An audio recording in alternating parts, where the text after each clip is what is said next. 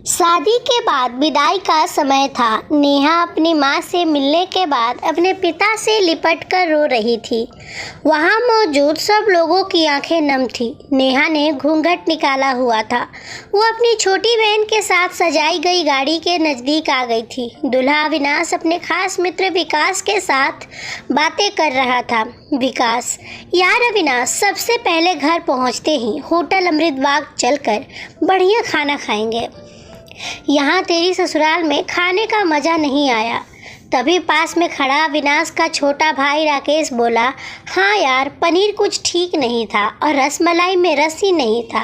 और वो ही कर जोर जोर से हंसने लगा। अविनाश भी पीछे नहीं रहा। अरे हम लोग अमृत बाग चलेंगे, जो खाना है खा लेना।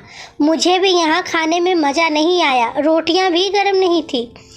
अपने पति के मुंह से यह शब्द सुनते ही नेहा, जो घूंघट में गाड़ी में बैठने ही जा रही थी, वापस मुड़ी। गाड़ी की फाटक को जोर से बंद किया। घूंघट हटाकर अपने पापा के पास पहुंची। अपने पापा का हाथ अपने हाथ में लिया। मैं ससुराल नहीं जा रही पिताजी, मुझे यह शादी मंजूर नहीं। यह शब्द उसने इतनी जोर से कहे कि सब लोग हक्के बक्के रह गए। सब नज़दीक आ गए। नेहा के ससुराल वालों पर तो जैसे पहाड़ टूट पड़ा। मामला क्या था यह किसी की समझ में नहीं आ रहा था। तभी नेहा के ससुर राधे श्याम जी ने आगे बढ़कर नेहा से पूछा, लेकिन बात क्या है बहू? शादी हो गई, विदाई का समय है, अचानक क्या हुआ कि तुम शादी को नामंजूर कर रही हो? अविनाश की तो मानो दुनिया लूटने जा रही थी। वो भी नेहा के पास आ गया। अविनाश के दोस्त भी सब लोग जानना चाहते थे कि आखिर इन वक्त पर क्या हुआ कि दुल्हन ससुराल जाने से मना कर रही है। नेहा ने अपने पिता दया शंकर जी का हाथ पकड़ रखा था। नेहा ने अपने ससुर से कहा, बाबूजी, मेरे माता पिता ने अपने सपनों को मारकर हम बहनों को पढ़ाया लिखाया, वो काबिल बनाया है। आप जानते हैं एक बाप के लिए बेटी क्या मायने रखती है। आप व आपका बेटा नहीं जान सकते क्योंकि आपकी कोई बेटी नहीं है। नेहा रोती हुई बोले जा रही थी, आप जानते हैं मेरी शादी के लिए वो शादी में बारातियों की आवाभगत में कोई कमी ना रह जाए, इसलिए मेरे पिताजी पिछले 1 साल से रात को 2-3 बजे तक जागकर मेरी माँ के साथ योजना बनाते थे। खाने में क्या बनेगा, रसोइया कौन होगा। पिछले 1 साल में मेरी माँ ने नई साड़ी नहीं खरीदी क्योंकि मेरी शादी में कमी न रह जाए। दुनिया को दिखाने के लिए अपनी बहन की साड़ी पहनकर मेरी माँ खड़ी है।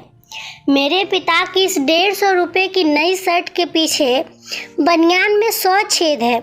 मेरे माता पिता ने कितने सपनों को मारा होगा। ना अच्छा खाया ना अच्छा पिया, बस एक ही ख्वाहिश थी कि मेरी शादी में कोई कमी न रह जाए। आपके पुत्र को रोटी ठंडी लगी, उनके दोस्तों को पनीर में गड़बड़ लगी, वो मेरे देवर को रसमलाई में रस नहीं मिला। इनका खिलखिला कर हंसना मेरे पिता के अभिमान को ठेस पहुंचाने के समान है। नेहा हाँफ रही थी। नेहा के पिता ने रोते हुए कहा, लेकिन बेटी, इतनी छोटी सी बात। नेहा ने उनकी बात बीच में काटी, यह छोटी सी बात नहीं है पिताजी। मेरे पति को मेरे पिता की इज्जत नहीं। रोटी क्या आपने बनाई, रसमलाई, पनीर, यह सब केटर्स का काम है। आपने दिल खोल कर व हैसियत से बढ़कर खर्च किया है। कुछ कमी रही तो वह कैटर्स की तरफ से। आप तो अपने दिल का टुकड़ा अपनी गुड़िया रानी को विदा कर रहे हैं। आप कितनी रात रोएंगे क्या मुझे पता नहीं। माँ कभी मेरे बिना घर से बाहर नहीं निकली। कल से वो बाजार अकेली जाएगी, जा पाएगी। जो लोग पत्नी या बहू लेने आए हैं वो खाने में कमियां निकाल रहे हैं। मुझ में कोई कमी आपने नहीं रखी, यह बात इनकी समझ में नहीं आई। दया शंकर जी ने नेहा के सर पर हाथ फेरा। अरे पगली, बात का बतंगड़ बना रही है। मुझे तुझ पर गर्व है कि तू मेरी बेटी है, लेकिन बेटा इन्हें माफ़ कर दे, तुझे मेरी कसम, शांत हो जा। तभी अविनाश ने आकर दया शंकर जी के हाथ पकड़ लिए। मुझे माफ़ कर दीजिए बाबूजी, मुझसे गलती हो गई।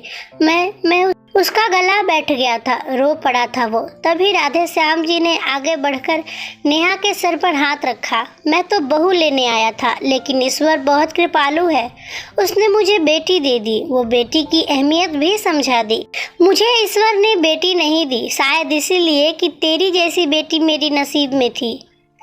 अब बेटी इन नलायकों को माफ़ कर दे। मैं हाथ जोड़ता हूँ तेरे सामने, मेरी बेटी नेहा मुझे लौटा दे। और दयाशंकर जी ने सचमुच हाथ जोड़ दिए थे। वो नेहा के सामने सर झुका दिया। नेहा ने अपने ससुर के हाथ पकड़ लिए। बाबूजी, राधे श्याम ने कहा। बाबूजी नहीं, पिताजी। नेहा भी भावुक होकर राधे श्याम जी से लिपट गई। दयाशंकर जी ऐसी बेटी पाकर गौरव की अनुभूति कर रहे थे।